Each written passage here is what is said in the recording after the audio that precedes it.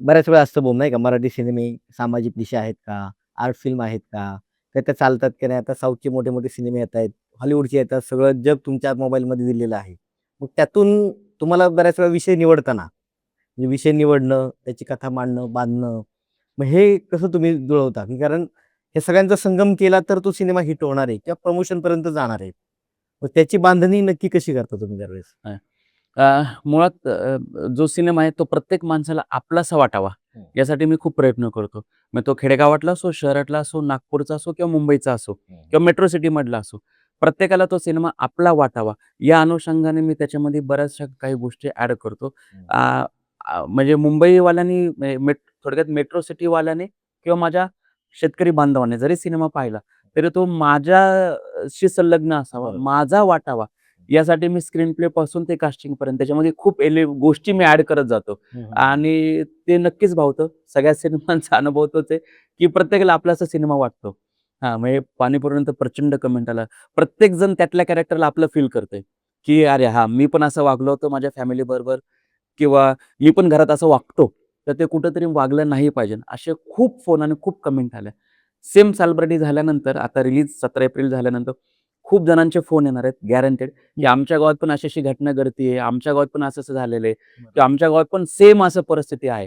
तर हं. प्रत्येकाशी वाटावा, आपला वाटावा यासाठी मी प्रयत्न असतो आणि जे आपल्या आजूबाजूला घडते ते मी दाखवायचाच प्रयत्न करतो. म्हणजे बरोबर. गुल्लर असो, पाणीपुरी असो, सालबर्डी असो. जे आता करंटमध्ये माझ्या अवतीभोवती घडतंय, बरोबर आहे. तर त्याच्यावरती मला भाष्य करायला आणि त्यातून मार्ग काढायला खूप आवडतं. अ, नक्की, नक्की. म्हणजे तुम्ही अनुभवलंय, जगलाय आणि हं, त्यातून काही तुम्हाला सांगायचे तेच तुम्ही करताय. सांगतो. पण आता सिनेमा आता काय होतं प्रमोशन आता बऱ्याच वेळा असतं की मराठी सिनेमा मागे पडतो प्रमोशनला. मग दिग्दर्शक म्हणून तुमची तळमळ मी पाहिली की तुम्ही रात्री आता पहाटे मुंबईवरून आला लगेच तुम्ही आवरून इकडे आलाय आणि कलाकारही तुमचे करतायत. मग ही सगळी युनिटी किंवा एक कुटुंब म्हणून आपण काम करतो. तर सगळ्याच ठिकाणी ते केलं पाहिजे असं मला वाटते, तुम्हालाही हं. वाटते आणि प्रेक्षकांनी ते पाहिलं पाहिजे. पण आता ह्यातून बऱ्याच वेळा असं जसं तुम्ही आता आमचे नवीन निर्माते आहेत बऱ्याच वेळा, की ते सिनेमा करतात. माहिती नसतं बऱ्याच वेळा, कसं करावं, काय-काय. मग ते माहिती घेऊन त्यांनी काम केलं पाहिजे किंवा जसं तुम्ही म्हणालात सहकारी तत्वावरती काहीतरी सिनेमा करा. अशा नवोदित निर्मात्यांना तुम्हाला काही सांगावं लागेल. ते दिग्दर्शक जे येत आहेत, त्यांना वाटतं लगेच एक सिनेमा केला म्हणजे आपण दिग्दर्शक झालो का?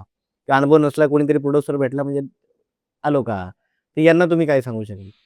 एकतर जे डेब्यू डिरेक्टर येतात, एखादे शॉर्ट फिल्म करून हं, सैराटचं खूळ डोक्यामध्ये ठेवून सिनेमा करू नये. हं, अगोदर असिस्टंटशिप करावी. हं, सिनेमाचं पोस्ट प्रोडक्शन खूप महत्त्वाचं. पोस्ट प्रोडक्शनचे पूर्ण 100% नॉलेज घ्यावं.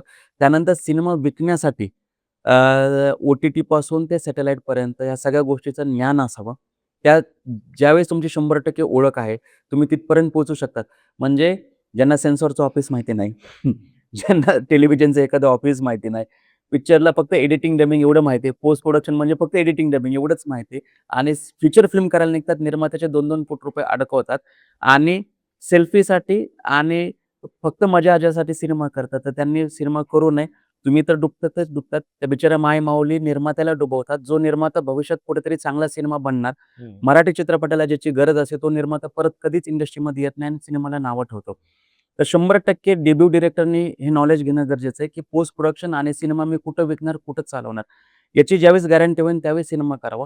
कारण की 2003 ते 2017 मी असिस्टंट डायरेक्टर म्हणून काम केलं. मी इंडिपेंडंट डायरेक्टर खूप लवकर सिनेमा करू शकत होतो.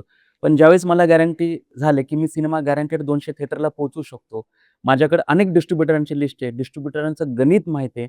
रिलीजचा खर्च माहिती आहे आणि रिकव्हरी किती खरी होती हे मला करेक्ट माहिती आहे. अनुदान भेटतं का नाही भेटतं? ओ-टी-टीसाठी किती महत्त्व असतं. ह्या सगळ्या गोष्टीचा 100% अभ्यास झाल्यानंतर मी इंडिपेंडंट उडी मारली. तर डिरेक्टरनी 100% अभ्यास करून उडी मारावी. कारण की एक-एक रुपया खूप महत्त्वाचा आहे आणि सिनेमा लाईनमधून थिएटरमधून पैसे रिकव्हर करणं सोपी गोष्ट नाही. हं, जेवढं सोपं वाटतं तेवढं सोपं नाही हं. आणि ग्लॅमरच्या मागे लागू नये. एवढंच मी यांच्यासाठी सांगतो. निर्मात्यांसाठी एकच सांगेन, की जेवढं मेकिंगला म्हणजे सी-ओ-पीला महत्त्व देत आहे, त्याच्यापेक्षा जास्त पी-एन-ए, मार्केटिंग, डिस्ट्रिब्युशनला महत्त्व देणं गरजेचं आहे. ज्यावेळेस तुमचा डिरेक्टर लॉक होतो, ज्यावेळेस तुमची स्टोरी लॉक होती, त्याच वेळेस तुमचा पी-आर लॉक झाला पाहिजे. त्यावेळेस डिस्ट्रिब्युटर लॉक झाला पाहिजे. आपण कुठल्या कंपनीबरोबर असोसिएट म्हणून काम करणार आहे.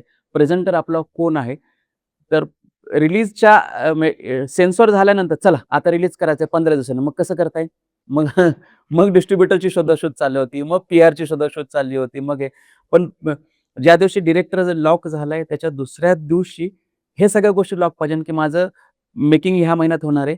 मला प्रमोशनला हे मला 60 डेज आहे. माझं ह्या तारखेला रिलीज होणार आहे. पूर्ण 6 महिन्याचा प्री प्लॅन असावा. त्यानंतर डिस्ट्रिब्युटर लॉक असावा, प्रेझेंटर कंपनी लॉक असावी, पी-आर लॉक असावा, सोशल मीडिया टीम लॉक असावी पहिल्या दिवशीपासून. तर मग कमर्शियल गणितं सगळे बांधत असतात. एक व्हिजन क्लिअर पाहिजे. मी सिनेमा का करतोय, कुठल्या ऑडियन्ससाठी करतोय, कुठल्या जिल्ह्यात किती रिलीज करणार आहे, कुठल्या थिएटरला करणार आहे आणि मी ऑडियन्सची नस कशी पकडणार, त्याला आपलासा सिनेमा कसा भावणार, त्याला आपलासा सिनेमा भावला, त्याची नस पकडली तर तो ₹200 खर्च करणार, नाहीतर नाही करणार कारण की स्क्रोलचा जमाना आहे. बरोबर. कुणालाही वेळ नाहीये आणि तेवढं आणि हाताला पकडून कोणालाही आणू शकत नाही आपण. मी माझ्या घरच्यांना आणू शकतो, महाराष्ट्रातल्या जनतेला मी नाही आणू शकत. ज्यावेळेस त्याला सिनेमा भावणार, त्याच वेळेस तो थिएटरमध्ये येऊन सिनेमा पाहणार.